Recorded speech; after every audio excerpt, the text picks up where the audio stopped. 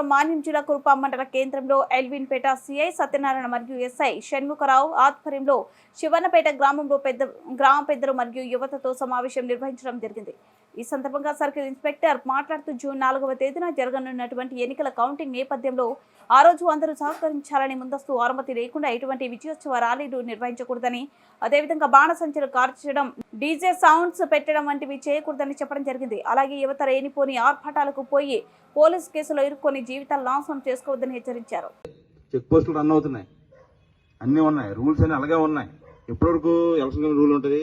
Election రోజున ఏ ప్రభుత్వం గెలిచిన తర్వాత అక్కడ declaration, election commission of India declaration ఇచ్చిన తర్వాత అప్పుడు మనకి కోడ్ ఆఫ్ కండక్ట్ రద్దు అవుతుంది.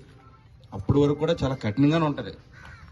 కాబట్టి ఇది మాకు ఇప్పుడు ఏమి కోడ్ ఆఫ్ కండక్ట్ లేదు, రూల్స్ ఏంటి లేవని కాకుండా ఇప్పుడు ఎలక్షన్ ముందు కన్నా ఎలక్షన్ తర్వాత కూడా ఇంకా కఠినంగా ఉండాల్సిన పరిస్థితి వచ్చింది. ఇప్పుడు ఎందుకు మన రాష్ట్రంలో వివిధ రకాల ప్లేసుల్లో